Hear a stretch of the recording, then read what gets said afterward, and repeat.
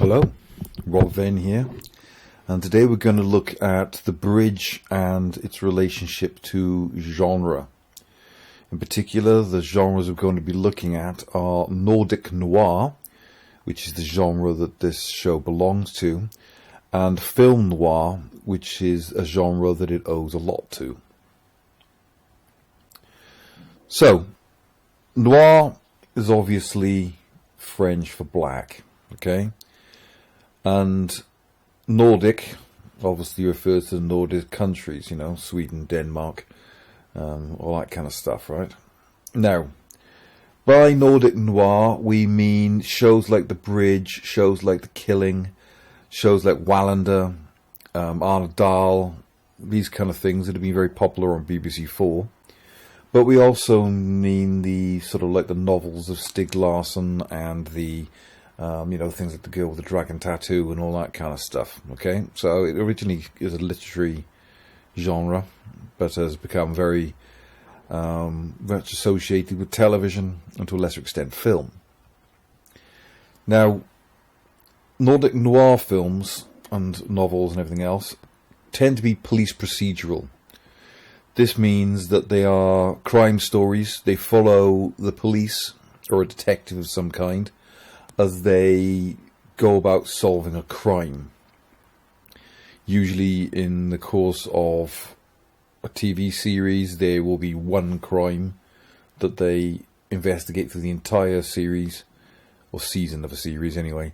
And in the meanwhile, there's sort of like, your typical soapy things going on in the background, like love affairs and fighting with the boss and all this kind of stuff.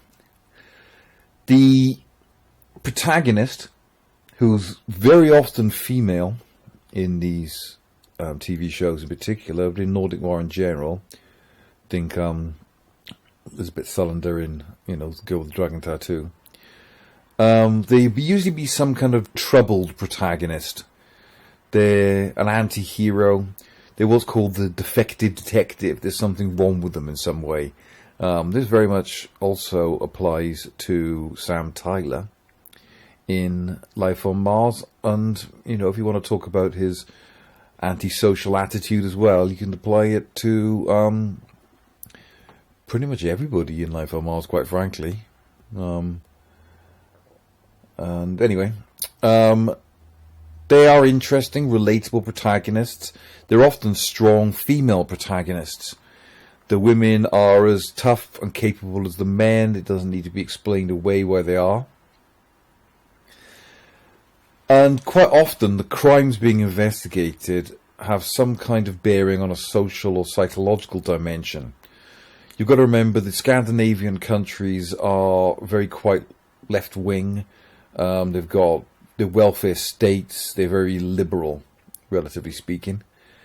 And these shows often deconstruct the Scandinavian welfare state or liberalism, and they've got these progressive welfare states where they're very social justice minded, but these shows point out that these values mask a mean streak of intolerance and misogyny. Misogyny or hatred against women is a very key theme in a lot of these TV shows, as is intolerance to, so let's say, for example, immigrants. Okay. They feature atmospheric landscapes. Being the Nordic countries, they're often very bleak, very cold, overcast, grey, snowy landscapes, often loaded with meaning. They're oppressive, inhospitable climates. And the landscape, and indeed the cityscapes, are very much a character, which in many ways makes it similar to noir in general. If we look at film noir, or films noir in plural, we're looking at detective movies of the 1940s principally. They were based on the hard-boiled detective novels from the sort of like 20s and 30s, the likes of Dashiell Hammett, James M. Cain, Raymond Chandler. They took these hard-boiled detective stories and turned them into movies. Now, these, again, were crime stories. They were police procedurals. The classic character of film noir is a private detective. think Sam Spade, for example. There will be a troubled protagonist. They're anti-heroes. They're defective detectives. They've usually got something wrong with them. All right.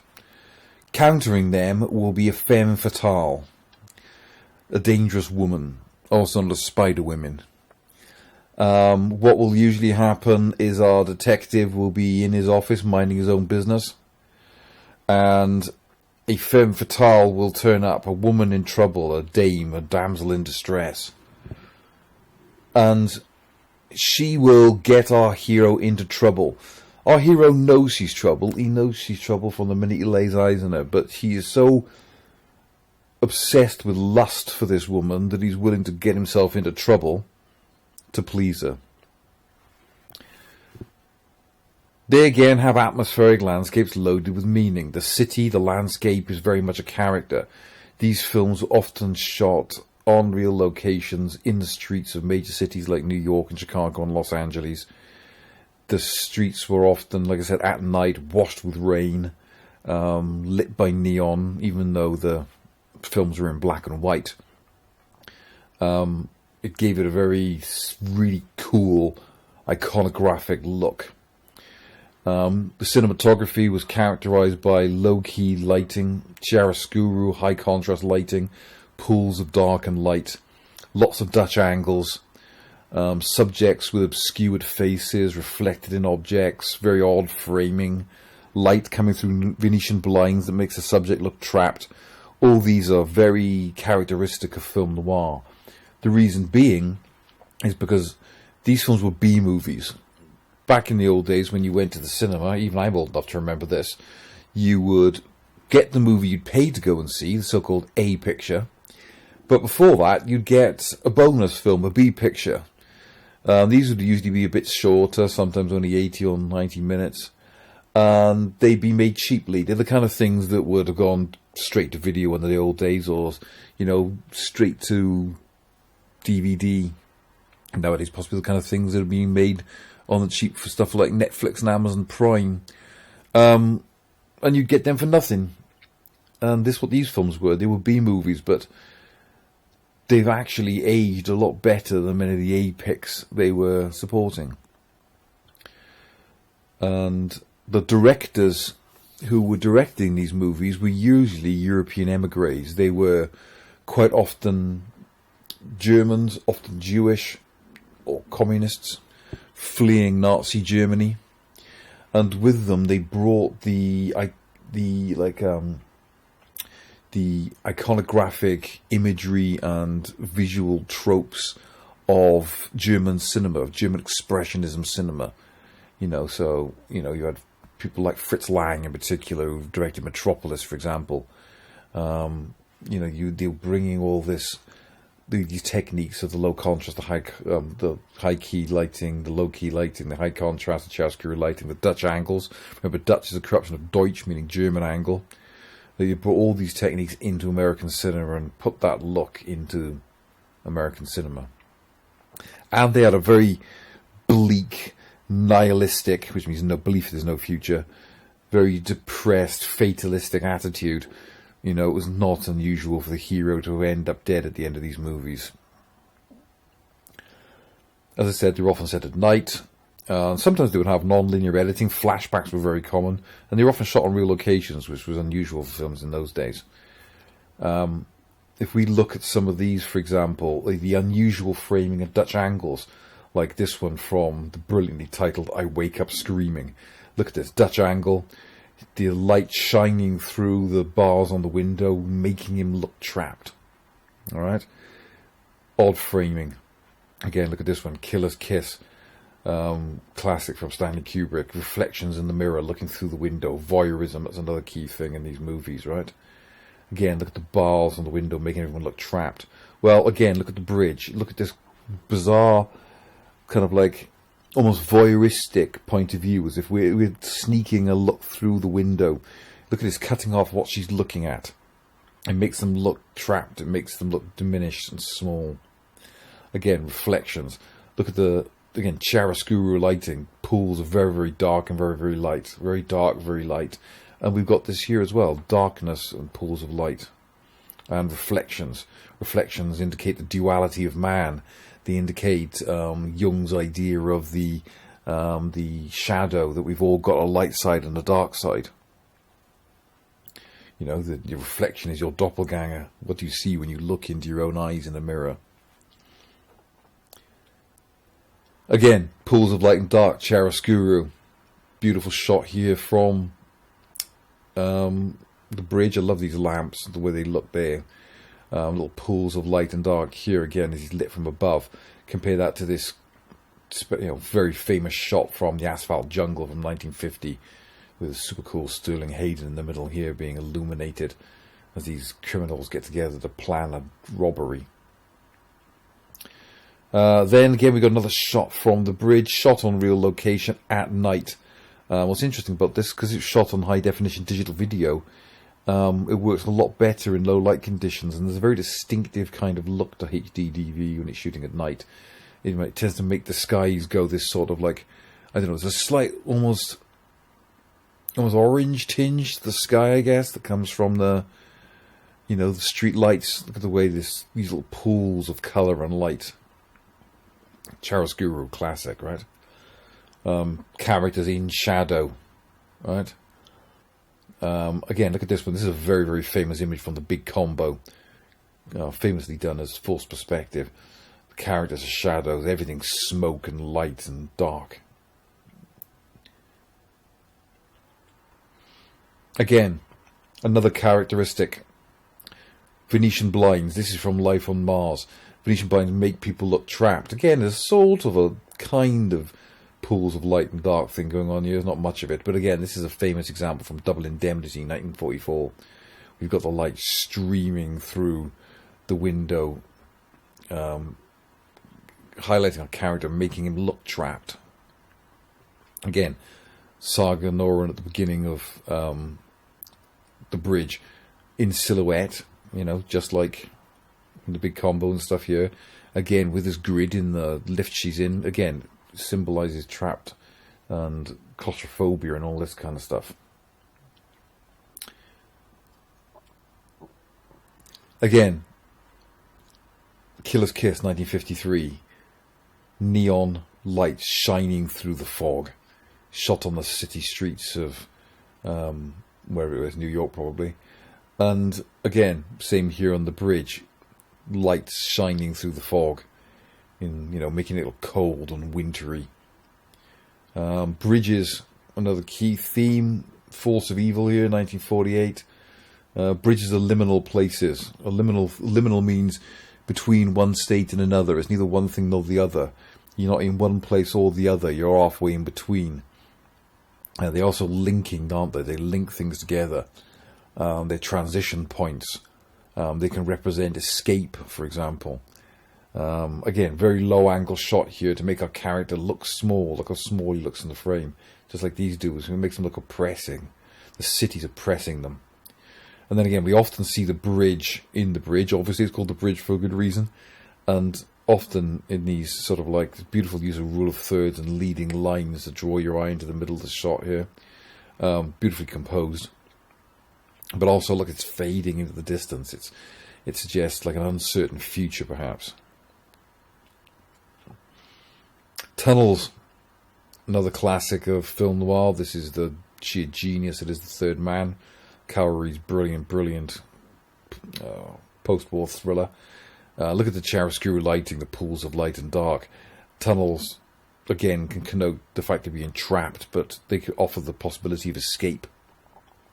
Again, you've got an underpass in the bridge. Very similar again. Look at the leading single point perspective, leading your eye into the middle. Okay. Here we've got the Maltese Falcon. And we've got Humphrey Bogart here in the classic detective costume, the hat, and most importantly of all, the trench coat. Right, the trench coat is a definitive, defining characteristic of a detective in these movies. Now, obviously, we haven't got that in the bridge, but Saga has got her own long coat. Okay, slightly more militaristic looking, and her characteristic leather jeans. It gives her a distinct look that makes her stand out. It does hark back a little bit to the old trench coats of the classic film noir. But, you know, Sam Spade, I think this is. And it links back to that. Notice again how the two characters look relatively similar. She's obviously older, but there's a similarity. And they're not very feminized. There's a masculinity about them. You know, jeans, leather, you know, long coats, you know, other than a scarf. I mean, there's a sort of like an almost androgyny to their costume. Again, the city as character. This is the Naked City, which is New York, 1948. And this is Malmo in Sweden. This is supposed to be the government headquarters in Sweden. Aerial shots, again, common to show the city, establishing shots. Again, beautiful shot from The Killers. Very famous shot. Look at the light in this, absolutely stunning. Chiaroscuro, pools of light and dark, low-key lighting. Look again, silhouetted characters, and they've got exactly the same thing here in the bridge. Silhouetted characters, pools of light and dark. It's creepy, it's oppressive, it's scary. Film noir has been a big influence, not just on detective and crime thrillers, but on the aesthetics of horror as well. And the bridge very much draws on horror and crime thrillers such as Silence of the Lambs or Manhunter or Seven, which bridge, you know, they're sort of like straddling that gap between the horror and the police crime thriller.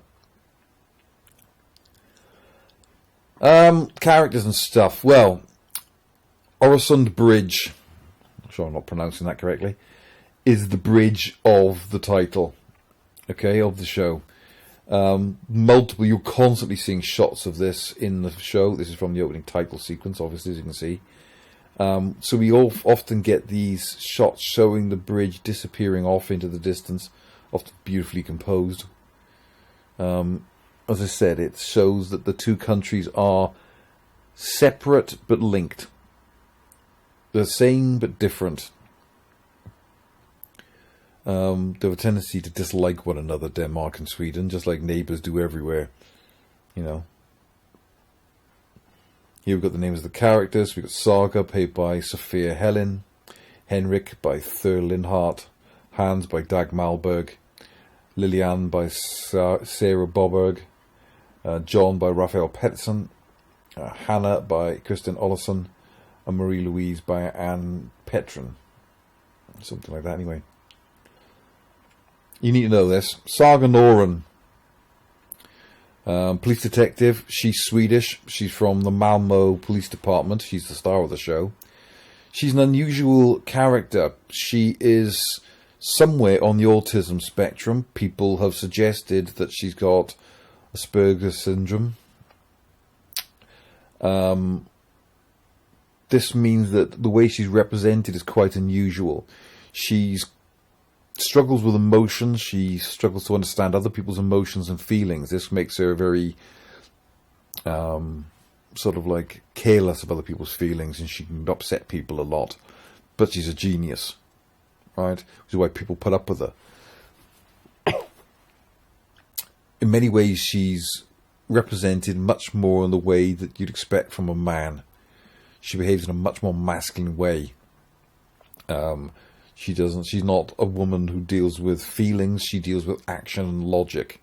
And these are things we associate with the representations of men. She's also quite sexually aggressive, again, which is something you tend to associate with men. She's got her catchphrase, Saga Noren Landsken Malmo. You know, that became the catchphrase of the show. You can get it printed on t-shirts and everything. Again, similarities between the two shows. Generic conventions of crime shows, quite frankly.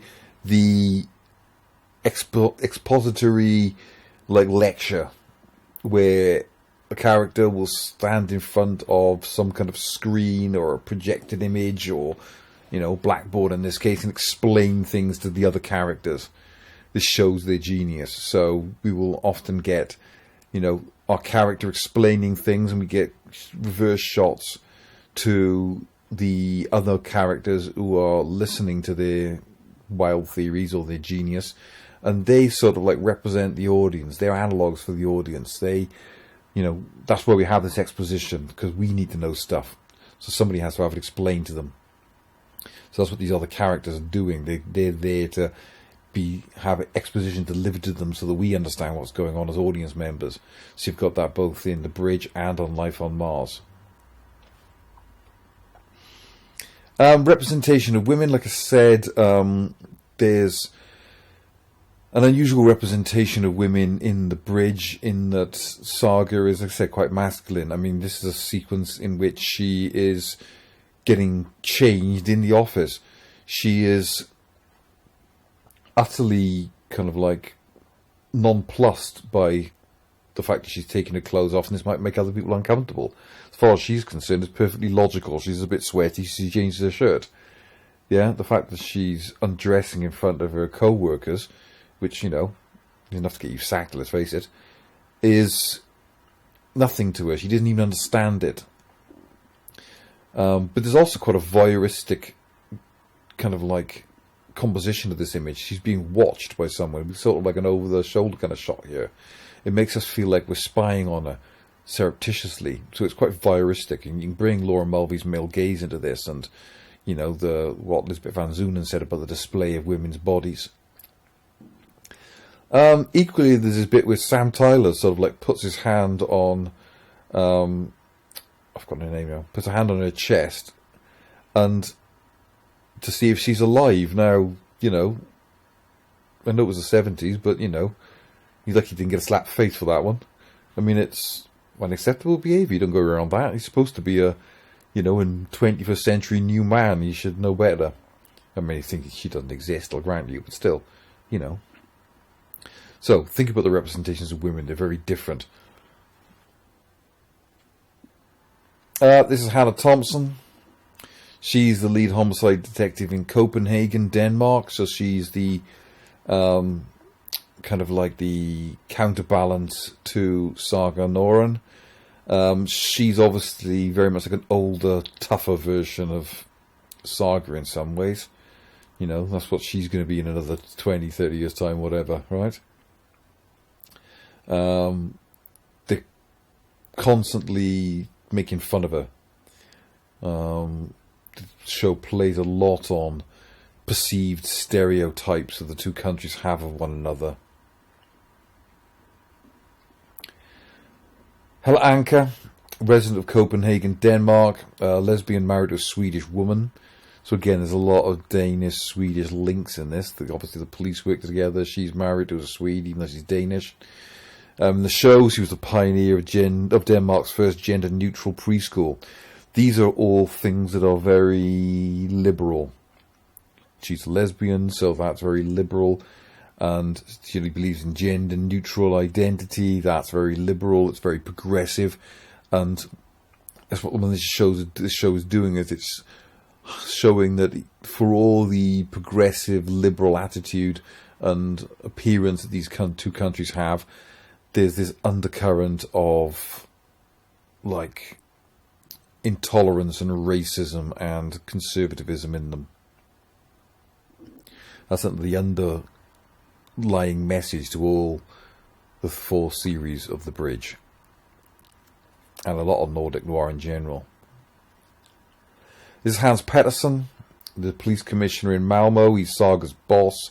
He's very much a paternal figure. He's like a father to Saga. He feels very protective towards her. He is married to Lillian Larsen, who's the Danish police commissioner. So again, we've got that link going on between Denmark and Sweden. Common theme throughout this entire show. And this is Henrik Sabro, who goes on to become the partner for Saga in both this series and season 4. He's the lead homicide detective in Copenhagen. He takes over from Hannah Thompson. Again, an unusual character. What you won't have got just from the first episode is that we see his, we understand he's got a wife and child, but what later becomes apparent is his wife and child are missing and have been for years. And one day they just vanished, and he has spent years searching for them and has never been able to find them. But he imagines them still being around the house. So whenever we see his wife or children, or hear his wife and children, they're in his imagination, they're not really there.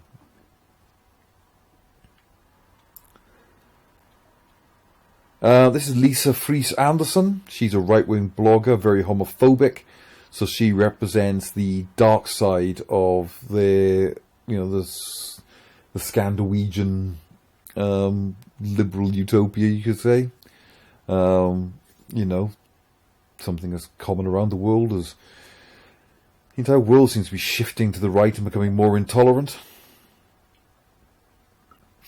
Morten Anker, Hella's son, mentally unstable veteran of the war in Afghanistan. So again, we're looking at how the war has affected these countries. Political statement, possibly anti-war statement. Again, linking men to violence and mental instability. This is Lillian Larsen, police commissioner in Copenhagen, Denmark. That's Hannah and Henrik's boss. She's married to Saga's boss, Hans Patterson. So we've got a lot of women in strong roles, roles of authority. It's very gender equal in that respect. And that's a basic rundown of some of the genre conventions and who the characters are in the show. So this is the kind of stuff you're going to need to know if you're going to talk about the generic conventions of the two shows, okay? So what we need to consider is what are the generic conventions of the cop show in general. Right, if you've got any questions, you know where to find me, and I'll talk to you next time.